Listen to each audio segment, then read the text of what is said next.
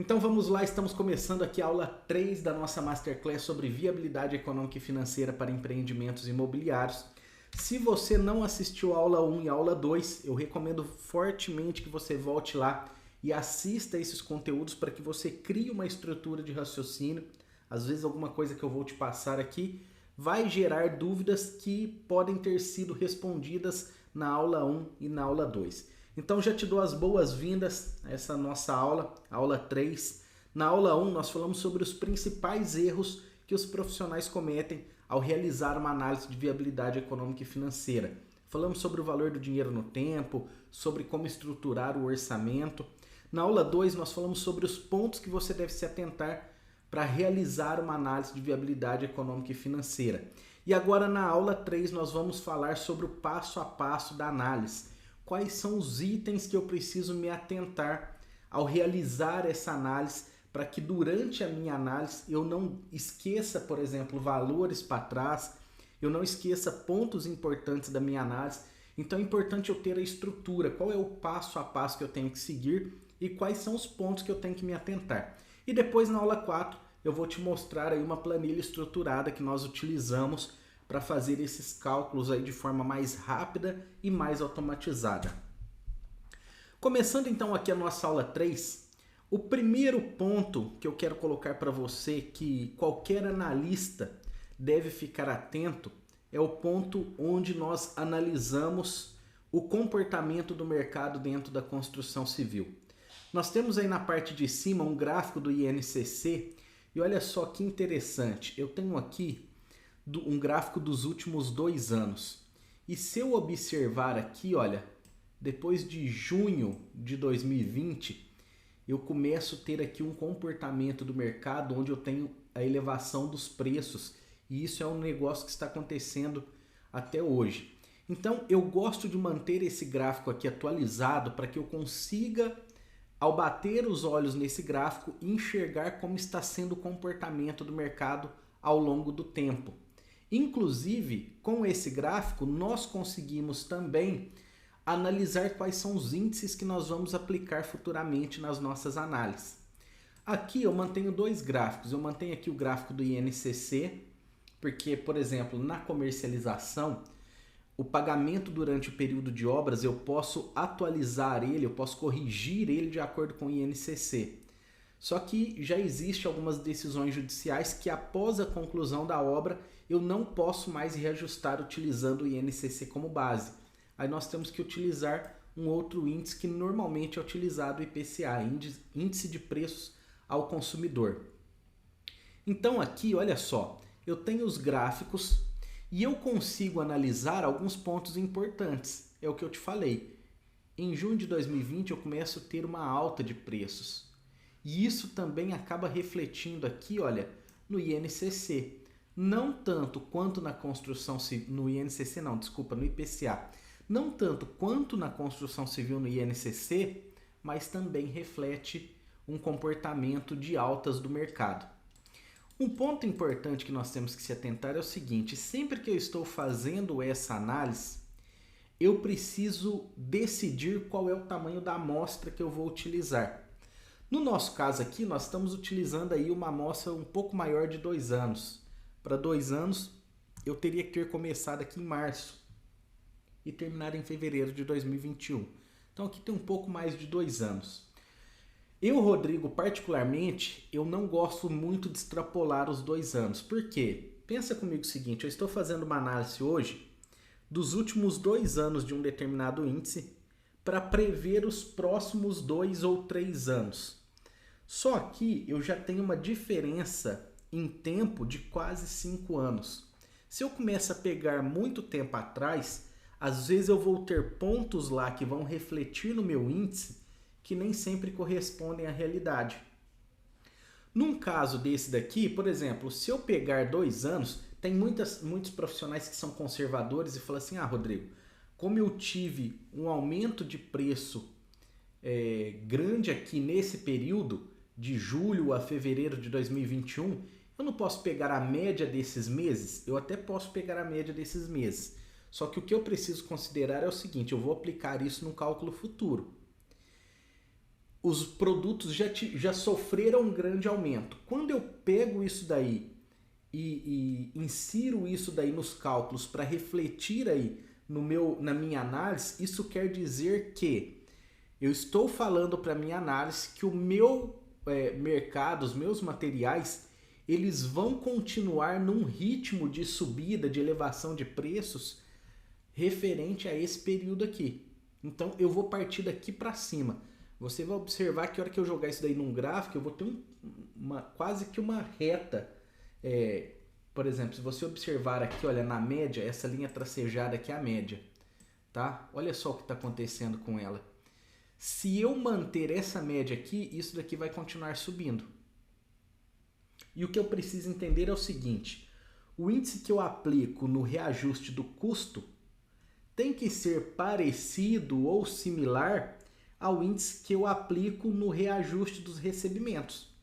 Porque se eu aplico um índice no custo muito alto, referente àquele índice que eu apliquei nos recebimentos, esse projeto provavelmente ele vai se tornar inviável.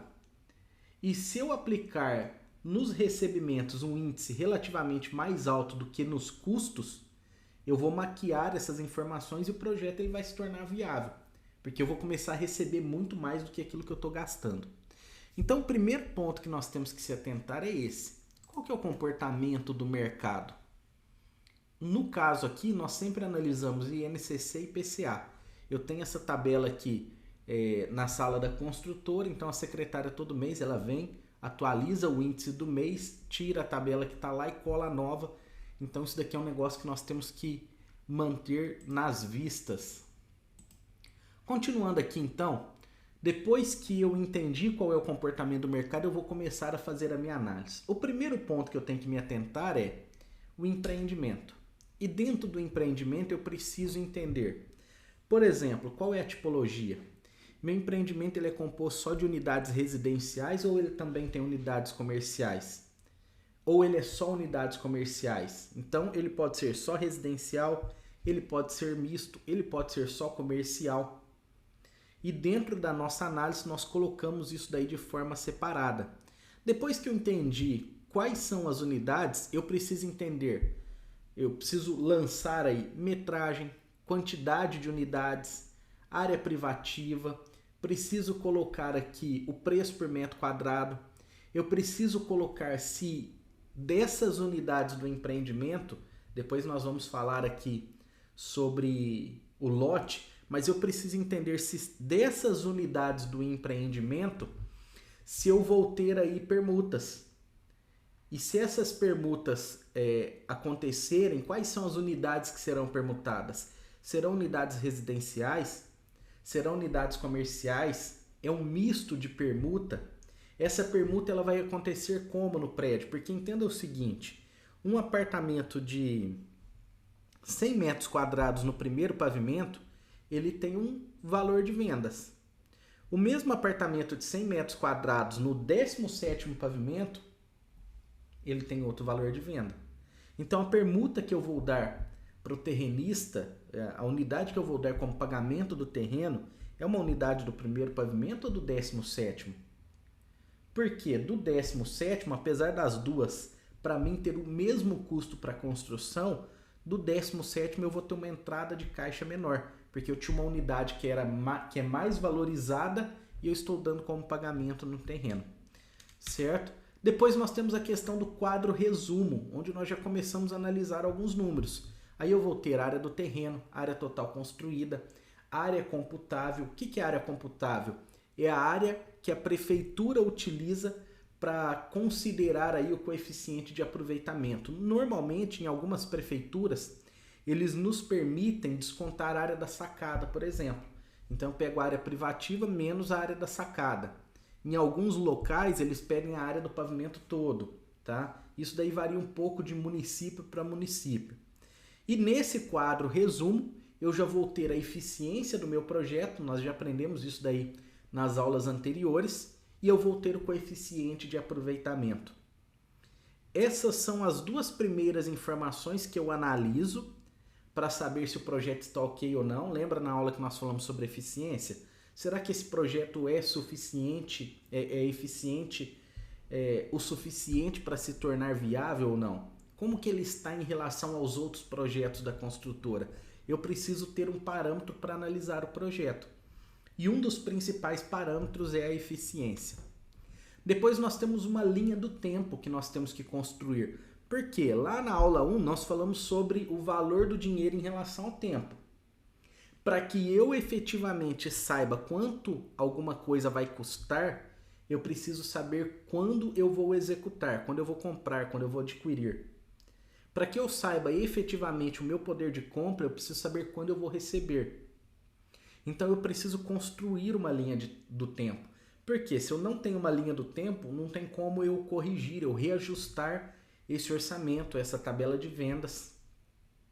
Na linha do tempo, nós sempre colocamos um prazo de viabilidade, que é o tempo que nós estamos analisando, negociando com o proprietário do lote, até assinar aí o contrato de intenção de compra do terreno. Depois nós temos um prazo de aprovação, que é a elaboração dos projetos legais, enviar para a prefeitura dar o ok, aprovar, eu ter aprovação de alguns outros órgãos, como por exemplo o Corpo de Bombeiros.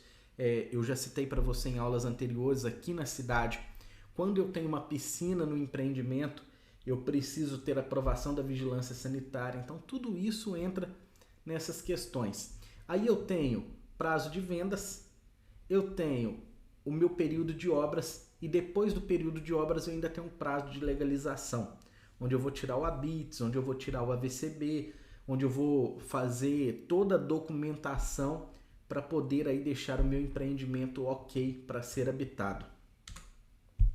Depois nós entramos na questão da negociação do lote, nós falamos um pouco disso também na aula 2. Na negociação do lote, a primeira coisa que eu preciso entender é a forma de pagamento. Vai ser permuta, onde eu vou dar unidades do meu empreendimento como pagamento pelo terreno.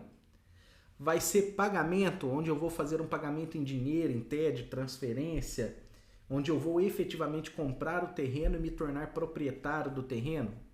Vai ser uma permuta financeira, onde eu vou pagar de acordo com a evolução das vendas.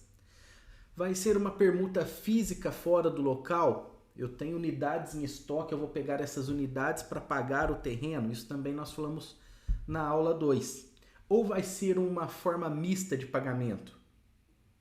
Eu posso dar 50% em permuta e 50% em dinheiro, 50% em dinheiro à vista e 50% em permuta financeira. Eu posso dar uma parte em unidades em outro empreendimento que já está pronto e uma parte em unidades nesse empreendimento. Depois nós temos aí custos acessórios. O que são custos acessórios? Custo de TBI, quando eu preciso fazer transferência do terreno, então eu tenho essa taxa para transferência de bens imóveis. Eu tenho custo de registro, eu tenho comissão, se foi um corretor que me trouxe esse terreno, eu vou ter que pagar comissão para o corretor. Normalmente, como que funciona a questão da comissão?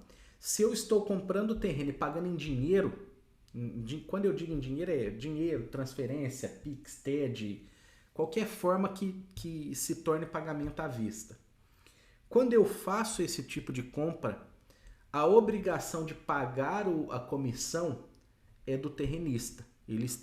Um corretor me procurou, me vendeu um bem que é dele e ele tem que pagar a comissão para o corretor. Quando há negociações, por exemplo, eu vou pagar em permuta. O corretor ele não pode ficar esperando eu entregar um empreendimento para um dia o proprietário vender. Então, quando é permuta, a construtora paga a comissão, tá? Isso daí é uma questão de boas práticas. Depois nós temos outorga onerosa, que isso daí também tem que entrar no meu custo do terreno. O que é outorga onerosa? Outorga onerosa é uma taxa que eu preciso pagar para a prefeitura caso eu queira edificar naquele terreno mais do que é permitido pela taxa mínima. Tá? Se você não sabe o que é outorga onerosa, é até interessante depois você dar uma pesquisada. Isso não existe em todos os lugares do Brasil. São algumas prefeituras que criam isso baseado naquele coeficiente de aproveitamento. Vou te dar um exemplo, já citei aí também em outras aulas, que é o seguinte: eu tenho um terreno de 1.000 metros quadrados e a prefeitura diz o seguinte: olha, até o coeficiente de aproveitamento de 1, você pode construir sem outorga onerosa. Então, se eu tenho um terreno de 1.000 metros, eu posso construir 1.000 metros. Acima do coeficiente 1, você vai pagar outorga. Então, por exemplo, se o meu coeficiente de aproveitamento é 3, eu vou edificar naquele terreno de 1.000 metros, 3.000 metros quadrados, eu preciso pagar outorga onerosa para a prefeitura, e aí o valor também varia de acordo com cada prefeitura. E depois nós temos a questão da avaliação do lote. Eu quero que você preste bem atenção nisso, porque é o seguinte, quando eu tenho um empreendimento financiado por uma instituição financeira, e aqui nós vamos pegar como exemplo a Caixa Econômica Federal, porque ela é a principal operadora desse tipo de negócio, nós temos uma avaliação do banco em cima do lote. Nem sempre a avaliação do banco corresponde ao valor que a construtora está efetivamente pagando por aquele lote. Então, por exemplo, o banco pode ir lá e me avaliar o lote por 1,5 milhão, só que na nossa negociação eu falei para o proprietário que eu vou pagar 1.800. Por que eu preciso analisar a avaliação do lote e colocar isso daí dentro do meu fluxo? Porque é o seguinte, quando a pessoa vai lá e financia o empreendimento com o banco faz algumas liberações. Entre elas, o banco libera o valor da fração ideal do lote. O que é a fração ideal? É o valor ali que corresponde ao lote daquela unidade. Então, se eu tenho um lote de 1.000 metros quadrados e tenho 40 unidades, cada unidade vai ter um pedacinho desses 1.000 metros quadrados. Só que quando o banco faz o repasse para a construtora, o repasse do banco é baseado na avaliação dele, não no valor que eu efetivamente paguei do terreno. Então, essa informação ela precisa estar na sua análise para poder compor o seu fluxo de caixa. E com base nessas informações, você ter aí informações precisas de quanto efetivamente vai entrar no seu caixa, ok? E olha só para você entender, porque senão fica algo meio confuso. O que eu preciso entender é o seguinte, quando eu faço a análise, eu tenho lá um VGV, um valor total de vendas, um valor global de vendas, de 10 milhões. A questão, por exemplo, vamos supor que o banco avaliou meu terreno por 1 milhão. Ele vai entender que 9 milhões são custos acessórios, obra, comissão. Mas vamos supor que eu paguei 1,5 milhão. Na minha análise, esses 8,5 milhões são custos acessórios, obra. Então, o que importa é o seguinte, o valor final do empreendimento, independente do peso do lote para mim e do peso do lote para o banco, o valor final é o mesmo. Então, não quer dizer que eu vou receber a menos. É só uma questão de jogo de números. No banco, às vezes o valor do lote está um pouco menor, para mim está um pouco maior, para ele a obra está maior, para mim está menor, é uma questão de jogo de números. Certo? Continuando aqui, depois nós temos o nosso custo e cronograma da obra. Quando eu falo em custo de obra, nós temos lá o custo que é elaborado pelo CUB, e aí depois eu chego no CUB ajustado, também já ensinei isso daí para você. Eu tenho meu custo por área total, meu custo por área privativa. Dentro da nossa análise de viabilidade, eu calculo os três, para que eu possa comparar e ver aí se eu não tenho nenhum. Por exemplo, se o CUB ajustado der R$ 2.500 por metro quadrado de área construída, e o custo por área total construída da consultora está em 5 mil, opa, peraí, tem alguma coisa errada aqui. Vamos analisar. Às vezes a consultora está considerando dentro do custo de obra coisas que não é obra, tá? Vou te dar um exemplo. Taxa de aprovação na prefeitura. Isso daí entra em taxas e despesas extras. Não entra como custo de obra. Só que muitas vezes a consultora vai lá e paga aquilo lá e joga como custo da obra. Isso daí acaba poluindo as informações.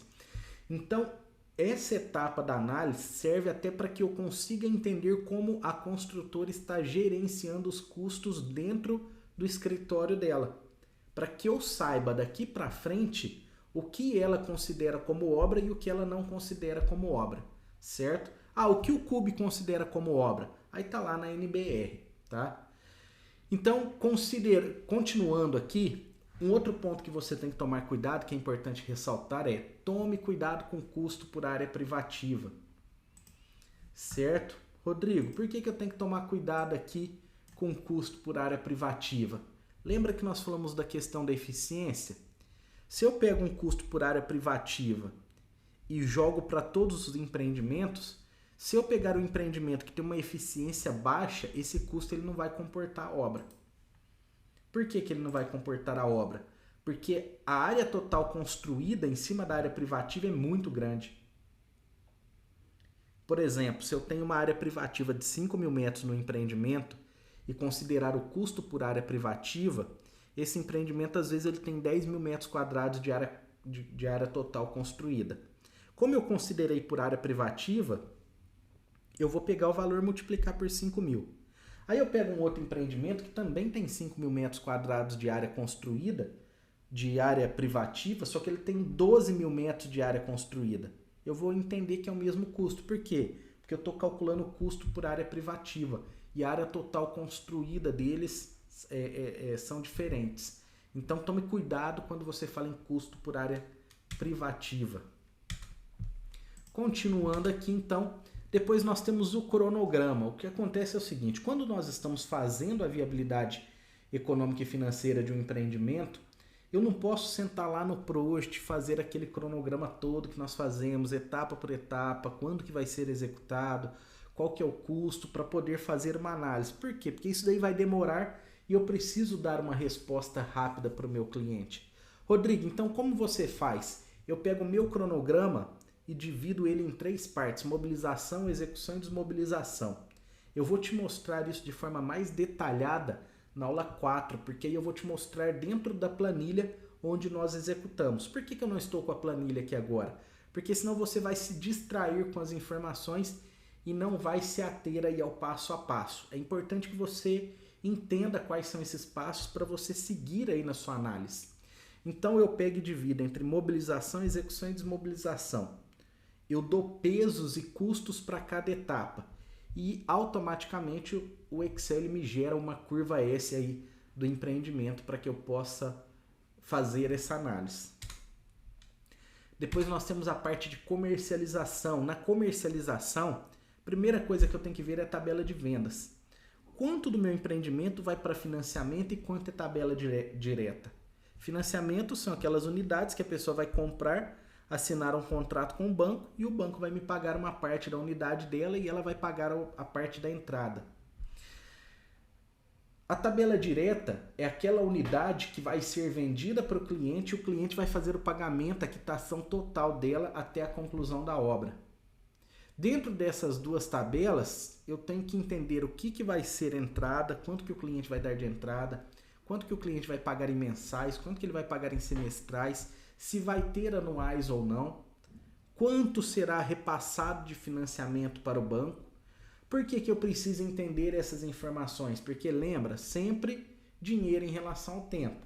Então eu preciso saber como a comercialização vai se comportar para que eu efetivamente consiga entender como que esse dinheiro vai se comportar em relação ao tempo.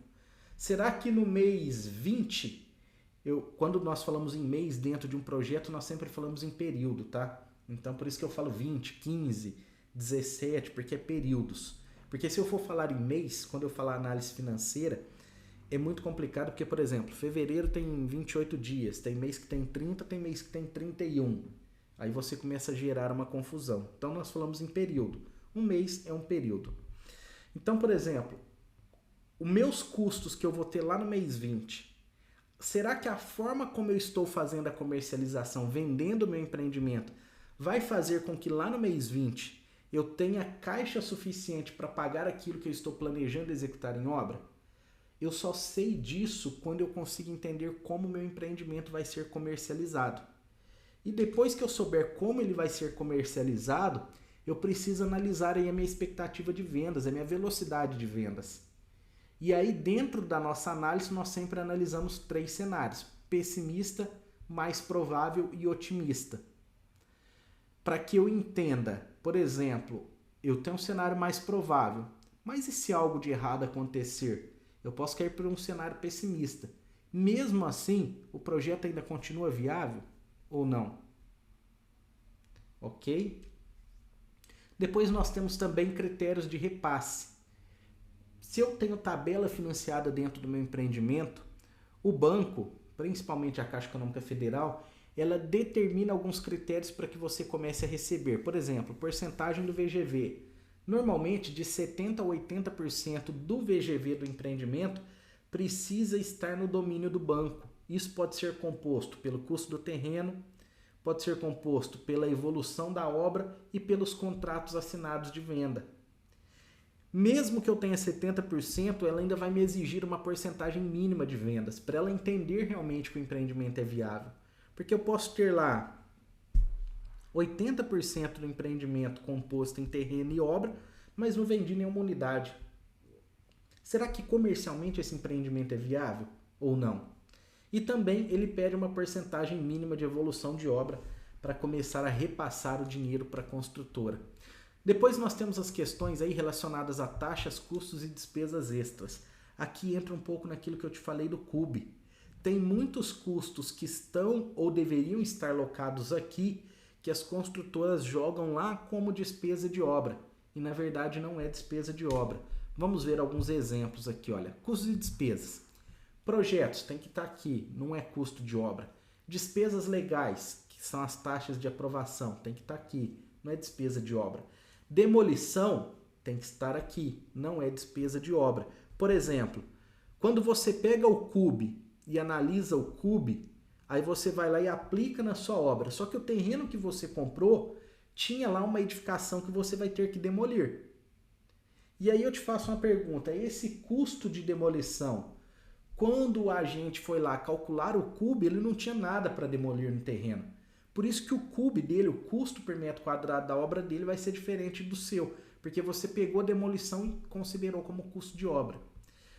Parte de canteiro. Canteiro nós temos que tomar cuidado, porque tem construtoras que fazem, por exemplo, eu tive numa construtora há pouco tempo atrás, que eles têm uma área de vivência lá, de convivência dentro do canteiro, que tem mesa de ping-pong, que tem mesa de sinuca, eles têm lá dentro do canteiro uma área onde de vez em quando eles fazem um churrasco. Então, dependendo do canteiro de obras, eu preciso considerar ele como custos e despesas extras, certo? Máquinas e equipamentos. Rodrigo, também preciso analisar? Precisa analisar, porque, por exemplo, eu posso trabalhar numa obra que ela tem um prazo maior utilizando um elevador que custa R$10.000 por mês, ou eu posso trabalhar utilizando um elevador que custa 10 mil e uma grua que custa 30. Então, eu preciso analisar. Muitas vezes o CUB não comporta esses custos. E aí eu preciso jogar aqui. Custos de regularização. Por exemplo, aqui em Ribeirão Preto, quando eu vou legalizar o empreendimento, eu preciso, no departamento de água e esgoto, pagar um salário mínimo por unidade. Então, se eu tenho 40 unidades no prédio, eu tenho que pagar 40 salários mínimos para que aquele órgão aprove ali o meu projeto e dê o ok do meu projeto para que eu possa tirar o ABITS, tá? E isso daí é um valor expressivo. Se você pegar aí, esse tempo atrás nós entregamos um edifício com 204 unidades. Eu tenho que pagar 204 salários mínimos, isso dá mais de R$200.000. Despesas com marketing e publicidade é considerada aqui. Tem empresas que jogam lá como custo da obra. Isso é custo do empreendimento, não é custo da obra. Stand de vendas. Principalmente, olha só como é interessante. Normalmente quem faz o stand de vendas é a equipe da obra. Então eles vão pedir telha, vão pedir gesso, vai pedir vidro, vai pedir piso.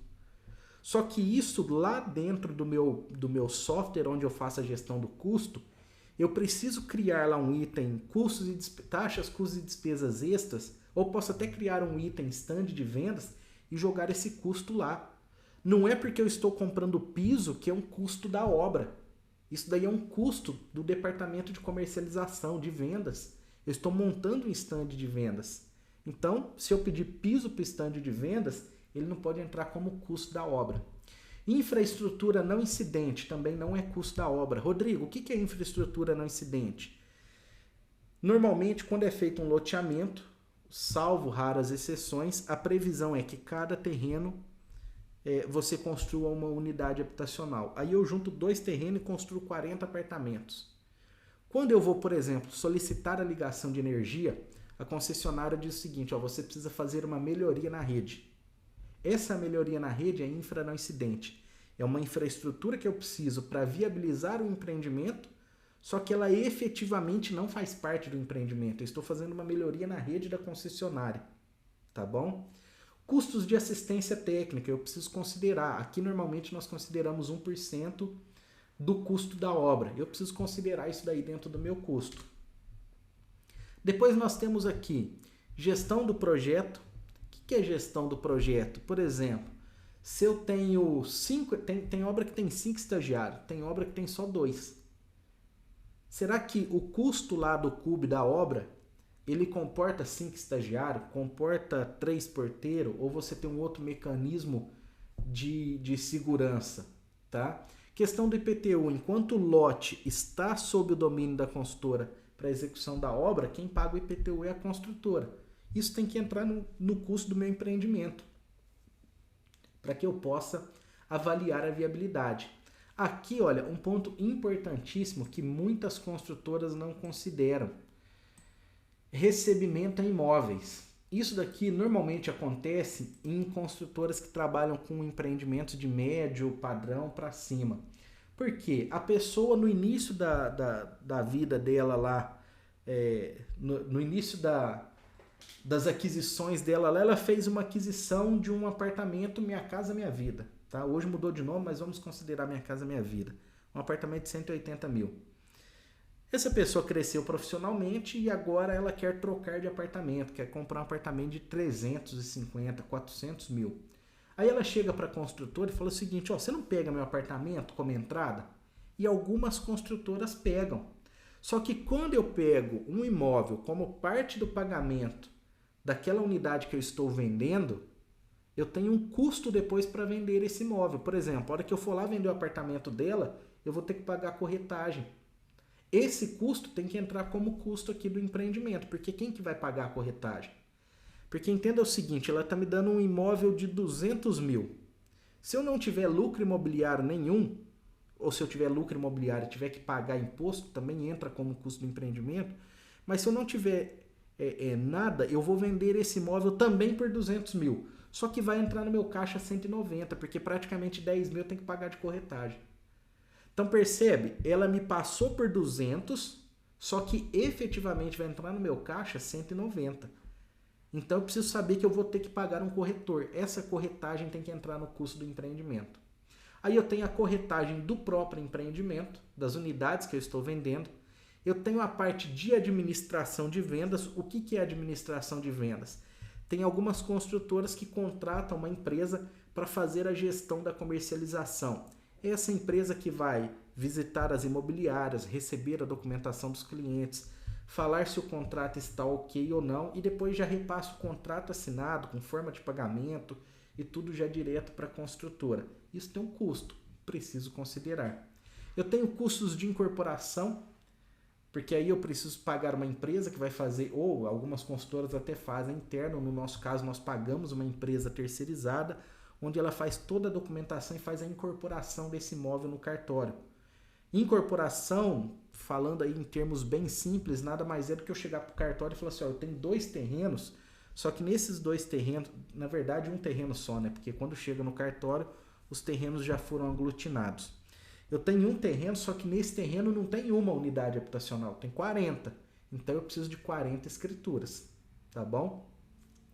Depois nós temos a questão de administração de obras. Tem algumas incorporadoras que elas vão lá, fazem toda a incorporação, comercialização, tá? E terceiriza para uma construtora construir.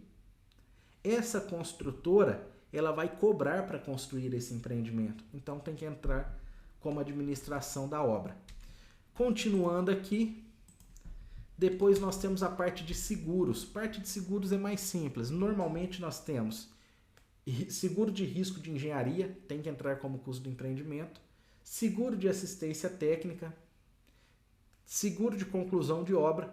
E também nós temos outros seguros. O que é outros seguros? Tem alguns lugares que a construtora ela faz um seguro para ações trabalhistas. Seguros de máquinas e equipamentos. Então tem outros seguros que esses custos eles precisam entrar na minha análise. Então percebe, por que eu estou colocando tudo isso para você? Porque eu já vi pessoas fazendo análise de viabilidade econômica e financeira, profissionais fazendo assim, por quanto que eu vou vender? Por X. Qual que é o custo do terreno, quanto que eu vou pagar de corretagem, qual que é o custo da obra. Aí ele desconta tudo e fala, é viável. E a hora que ele chega no final do empreendimento, ele fala, putz, tive prejuízo. Por que ele teve prejuízo? Porque tem um monte de coisas que devem ser consideradas e ele não considerou. Depois nós temos a questão dos impostos. Basicamente, nós temos a questão da tributação. O primeiro item que eu quero te chamar a atenção aqui é o seguinte. Eu preciso decidir se a tributação será feita em cima do VGV considerando a corretagem ou sem a corretagem. Rodrigo, qual que é o correto pela lei? Pela lei se eu vendi um apartamento de 200 mil, eu preciso pagar os impostos sobre o valor de 200 mil. No entanto, o que muitas vezes acontece? Como a corretagem é um negócio, por exemplo, quando eu recebo a entrada do apartamento, o corretor está ali junto e o corretor já vai receber a parte dele. Então, o que muitas consultoras fazem? Quando ela pega e vende o apartamento, ela pede para o cliente fazer uma transferência ou um cheque direto para o corretor ou para a imobiliária e o restante ela acerta com a consultora. Como esse dinheiro não passou pela construtora, ela vai pagar o imposto no valor do imóvel sem corretagem. Isso evita, por exemplo, a bitributação.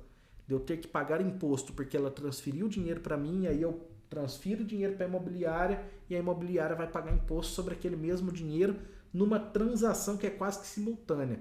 Se ela transferir para mim, eu vou pegar esse dinheiro e vou entregar para a imobiliária, tá?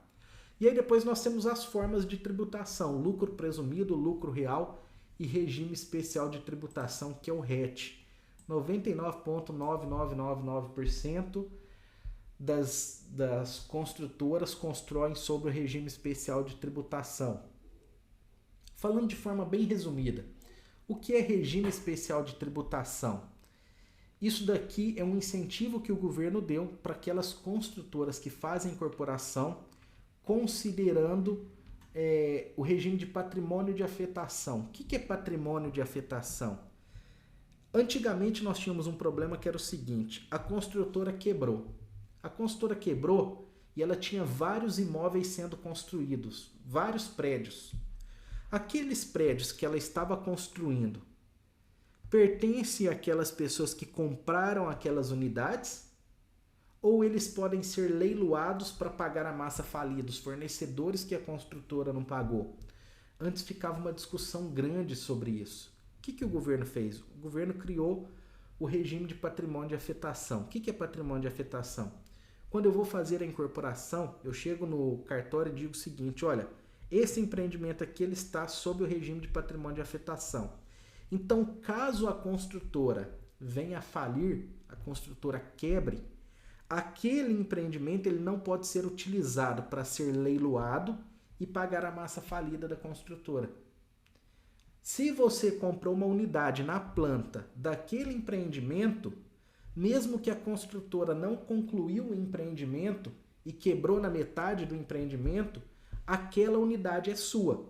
Depois, nós vemos muito isso em alguns casos, o pessoal monta uma associação de moradores, contrata uma outra construtora e acaba o empreendimento com aquele dinheiro que eles ainda não pagaram, ou ainda vai ter que colocar mais dinheiro, mas pelo menos aquilo lá faz com que o bem fique para ele, tá bom? Isso dá segurança para o comprador que está comprando na planta.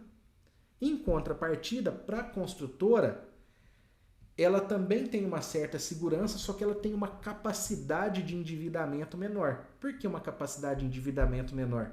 Porque o fornecedor, quando ele olha para a construtora e vê lá aquele monte de imóvel, ele fala o seguinte, olha, eu posso vender tranquilo, se ela quebrar, alguém vai pegar isso daí, vai leiloar e vai me pagar. Se aquilo está sob o patrimônio de afetação, o fornecedor olha para a construtora e fala, quais são os bens que a construtora tem? A construtora tem a sede dela e tem 4 veículos. Opa, então peraí, o crédito que eu vou liberar para essa consultora é menor, tá? Ou ela paga à vista, ou no parcelado, ou no prazo eu vou dar um crédito menor, porque se ela quebrar, nenhum daqueles empreendimentos serão utilizados para me pagar, tá bom? Então isso é que é o regime especial de tributação. Empreendimentos com interesse social, o imposto ele é em torno de 1%, é 1% na verdade, e os outros empreendimentos é 4%. Isso daí tudo a gente vê lá dentro da planilha. Feito tudo isso que nós conversamos até agora, nós chegamos no nosso fluxo operacional. Agora eu sei quais são as entradas e as saídas de caixa que eu vou ter durante a vida do meu projeto. E com isso, eu vou analisar um negócio que nós chamamos de exposição de caixa, que é o meu custo de capital. O que é exposição de caixa? Só para você entender. Eu vou aprovar um projeto na prefeitura. Eu ainda não vendi, não comercializei esse projeto. Não tem dinheiro entrando, ninguém comprou. Eu vou ter que pagar uma taxa na prefeitura. De onde vai sair o dinheiro que eu vou pagar essa taxa na prefeitura? Isso é exposição de caixa. E o que é importante você entender disso?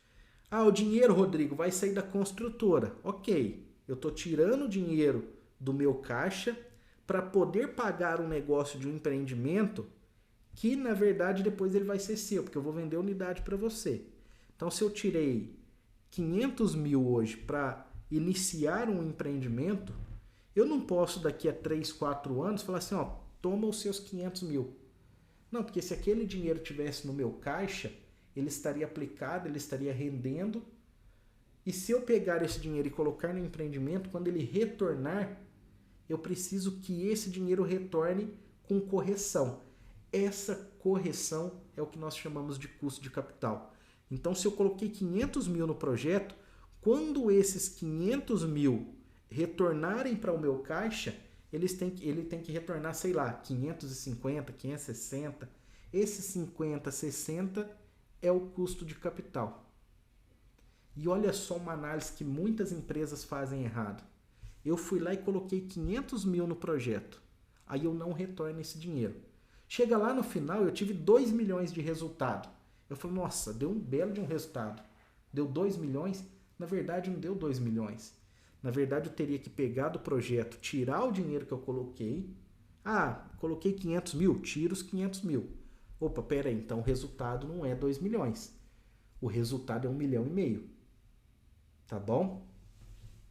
Bom, dentro do meu custo de capital, eu preciso analisar. Eu tenho duas opções, capital próprio ou capital de terceiros. Capital próprio é da própria construtora. De terceiros, pode ser o dono da construtora, pode ser um grupo de investidores, pode ser um banco, pode ser uma empresa que vai aportar dinheiro, tá? É dinheiro que vem de fora. Por que eu tenho os dois cenários? Porque normalmente eles têm custos diferentes. Por exemplo, para mim que sou grande interessado no projeto, porque essa é a minha atividade, às vezes eu posso emprestar um dinheiro para o projeto com custo menor. Só que também eu posso analisar e falar assim, nossa, eu tenho dinheiro no mercado a 0,5 ao mês. Não chega a dar 0,5%, não chega a dar 1%. Se eu pegar o meu dinheiro e colocar nesse projeto e aparecer um terreno para eu comprar aí num preço bom, o meu dinheiro vai estar imobilizado no projeto. Será que o projeto comporta um custo de capital de 0,5%? Ah, comporta. Então eu vou pegar 0,5% e vou colocar lá. Tá bom? Então eu tenho capital próprio e capital de terceiros. E aí eu preciso decidir, eu posso fazer aí uma captação simultânea. Eu posso pôr um pouco de dinheiro e pegar um pouco de dinheiro no mercado.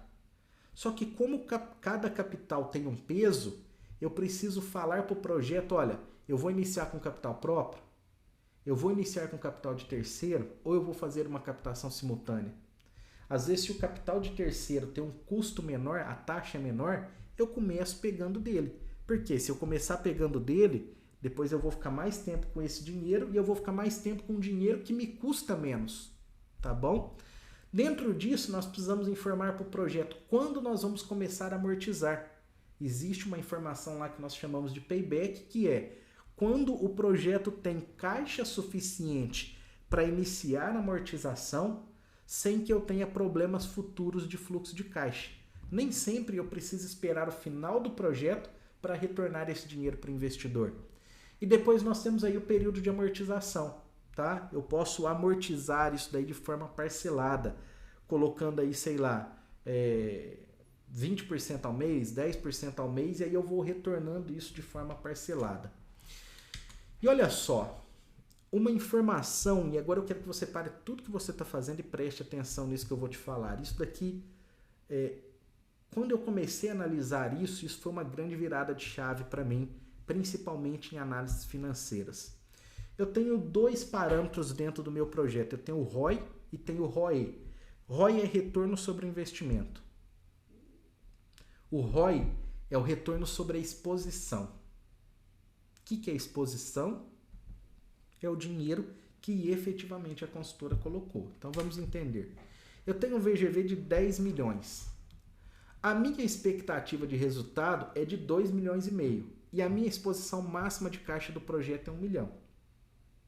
Tá? Eu tenho aqui um cenário para ser analisado. Então vamos lá. Quando eu vou analisar o ROI, o que eu estou analisando? Eu estou analisando o projeto. Olha só, foi investido 10 milhões e retornou 2,5 milhões. Qual que é o retorno do projeto? 25%. Quando eu vou analisar o ROE, que é o retorno sobre a exposição, vamos mudar aqui a câmera. Quando eu vou analisar o ROI, eu não vou analisar o investimento do projeto, eu vou analisar o quanto eu coloquei do bolso. Isso para mim é o que interessa. Porque entendo o seguinte, eu comecei o projeto. Rodrigo, vou pagar a taxa da prefeitura. Não tem dinheiro de vendas do empreendimento, o projeto em si não tem dinheiro suficiente para pagar essas custas, eu vou colocar da construtora, eu vou investir no projeto. Só que em determinado momento, eu comecei as vendas, se eu tiver que pagar alguma coisa, eu vou pegar o dinheiro que o cara me pagou lá do apartamento que ele comprou e vou pagar aquele custo que eu tenho. Então, o que eu estou fazendo? Só administração do caixa. Entrou dinheiro, eu pego o dinheiro e pago. Eu não estou mais colocando dinheiro no projeto. Tá? Então, entenda o seguinte, quanto eu efetivamente coloquei de dinheiro no projeto? Eu coloquei 1 milhão. Depois que eu coloquei 1 milhão, esse 1 milhão ele me retornou corrigido. Eu tive que pagar a amortização. Lembra que nós conversamos no slide anterior. E aí eu tive um retorno do projeto de 2,5 milhões. Então, o meu ROI é de 250%. Eu coloquei 1 milhão naquele projeto e recebi 1 milhão corrigido e mais 2,5 milhões. Percebe a diferença quando eu falo em ROI e ROE? Aqui no ROI eu estou analisando o projeto. No ROI eu estou analisando o capital investido. Vou te dar um exemplo. Suponhamos que você é um investidor. E aí você foi lá e comprou um apartamento. Você comprou um apartamento por 100 mil e vendeu por 110. Você ganhou 10%. O seu vizinho foi lá e comprou o mesmo apartamento por 100 mil, só que ele conseguiu vender por 120. Então, o retorno para você naquele projeto foi de 10%, para o seu vizinho foi de 20%. Não importa o retorno do projeto em si, do prédio, que o retorno do prédio foi 25%. O que importa para você é analisar o seu caso. No meu caso, eu comprei um apartamento por 100 e vendi por 110. Então, o que importa para a construtora, lógico, eu preciso analisar o retorno sobre o investimento, eu preciso analisar o projeto como um todo, até para analisar o risco do projeto. Se eu tenho um retorno muito baixo do projeto, esse projeto ele pode se tornar arriscado. Só que eu também preciso analisar o ROI. O que é o ROI? É aquilo que eu efetivamente investi como construtora e aquilo que ele está me dando de retorno. Tá bom?